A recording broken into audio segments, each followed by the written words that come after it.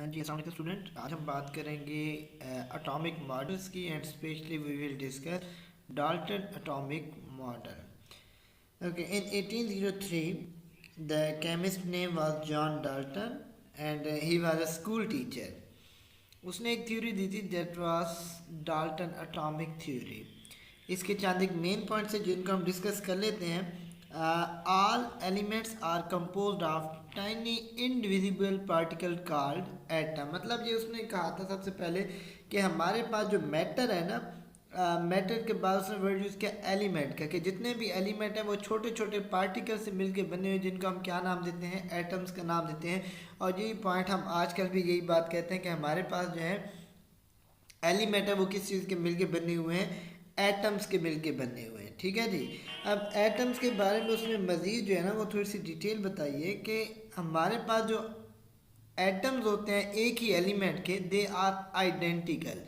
क्या मतलब? For example if we are discussing oxygen, तो ऑक्सीजन के जितने भी एटम्स होंगे वो सारे के सारे क्या होंगे, सेम होंगे।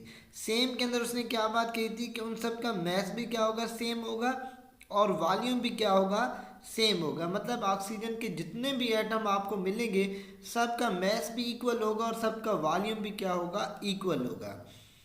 थर्ड उसने कहा during a chemical reaction atom combines or separate और रीअरेंज। मतलब जब भी हमारे पास कोई केमिकल रिएक्शन होता है तो एटम आपस में कंबाइन करते हैं, सेपरेट भी होते हैं और ख़ुद को रीअरेंज करते हैं। ठीक है।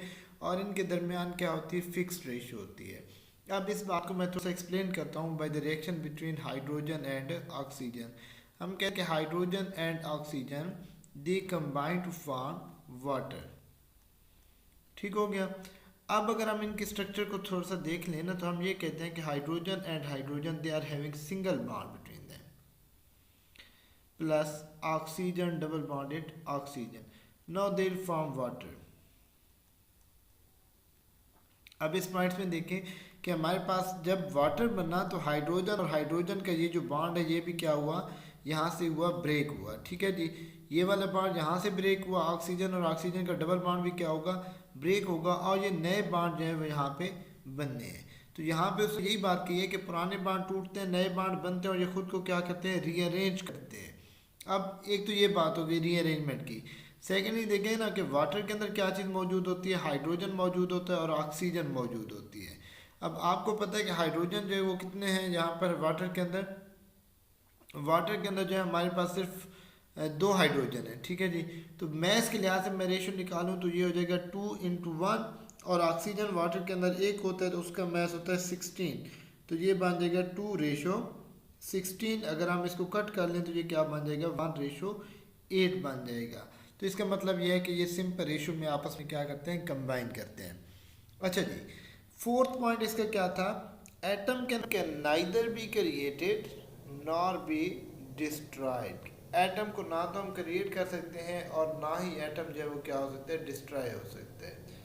अब इसके कहने का क्या मतलब है और किस हद तक ये करेक्ट है, देखिए इससे कहने का ये मुराद है कि अगर हमारे पास है ऑक्सीजन, तो ऑक्सीजन जो है वो नाइट्रोजन के अंदर या ऑक्सीजन कार्बन किसी और एलिमेंट के अंदर चेंज नहीं हो सकता ड्यूरिंग अ केमिकल रिएक्शन। ठीक हो गया। अब इस बात की मैं थोड़ी सी वजाहत करूँगा इस तरह कि फॉर एग्जांपल हमारे पास जो रिएक्शंस होते हैं ना, इसने जो बात की है वो केमिकल रिएक्शंस के बारे में की है। केमिकल रिएक्शंस के बारे में क्या है कि हमारे पास फॉर एग्जांपल हाइड्रोजन है, ऑक्सीजन है, and they are going to form water. अब जो वाटर होगा इसके अंदर हाइड्रोजन भी मौजूद है और इसके अंदर ऑक्सीजन भी मौजूद है। ऐसा नहीं हो सकता कि कोई नया एलिमेंट बन जाए जिसके अंदर ना तो हाइड्रोजन हो और ना ही ऑक्सीजन हो। ये इसका पॉइंट था कि हमारे पास जो रिएक्टेंट होंगे वही प्रोडक्ट बनेगी, कोई नई चीज़ नहीं बनेगी। अब हमारे पास जो है ना कुछ रिएक्शंस होते हैं जिनको हम नाम देते हैं न्यूक्लियर रिएक्शंस का। अब न्यूक्लियर रिएक्शंस के अंदर क्या होता है कि एक वर्ड, जिस तरह आपने फिशन और फ्यूजन के बारे में पढ़ा हुआ होगा, यहाँ पे एक चीज़ होती है हमारे पास, ट्रांसम्यूटेशन कहते हैं उसको। उसमें क्या होता है कि एक एलिमेंट दूसरे के अंदर कन्वर्ट हो जाता है। ठीक है जी। एक एलिमेंट दूसरे के अंदर कन्वर्ट हो जाता है। मिसाल के तौर पर नाइट्रोजन है, तो जब इसके में से रेडिएशन पास की जाती है तो ये कार्बन के अंदर कन्वर्ट हो सकता है। तो न्यूक्लियर रिएक्शन के अंदर अब ये पॉसिबल है कि एक एलिमेंट को जो है वो किसी दूसरे एलिमेंट में कन्वर्ट किया जा सकता है अप टू सम एक्सटेंट, ठीक है जी। ये नहीं है कि आयरन को हम गोल्ड में कन्वर्ट कर दें, बट जो थोड़े बहुत आपस में मिलते जुलते हैं, जिनके एटॉमिक नंबर में 1-2 का या थोड़ा बहुत फर्क है, वो तो कन्वर्ट हो सकते हैं। अब डाल्टन एटॉमिक थ्योरी कहती है कि आपके पास जो है वो एक एलिमेंट दूसरे के अंदर कन्वर्ट नहीं हो सकता। सिंपल केमिकल रिएक्शन तक तो ये बात ठीक है, लेकिन वैसे ओवरऑल अब हम इसको करेक्ट नहीं कहते, ठीक है जी। तो इसी वजह से हम ये कहते हैं कि इसका ये वाला जो पॉइंट है वो क्या हो गया, फॉल्टी हो गया, क्योंकि न्यूक्लियर रिएक्शन के अंदर क्या हो सकता है कि एक एलिमेंट दूसरे के अंदर कन्वर्ट हो सकता है।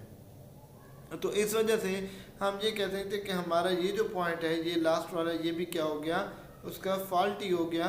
तो ओवरऑल डिस्कशन से हमें यही बात पता चली है कि इस वक्त जो है वो सिर्फ और सिर्फ थर्ड पॉइंट जो है वो करेक्ट है, किसका, डाल्टन एटॉमिक थ्योरी का। बाकी जो है वो आपके पास जो है वो इस वक्त जो है वो फॉल्टी प्रूव हो चुके हैं, ठीक है जी। तो ये थी हमारे पास डाल्टन की एटॉमिक थ्योरी।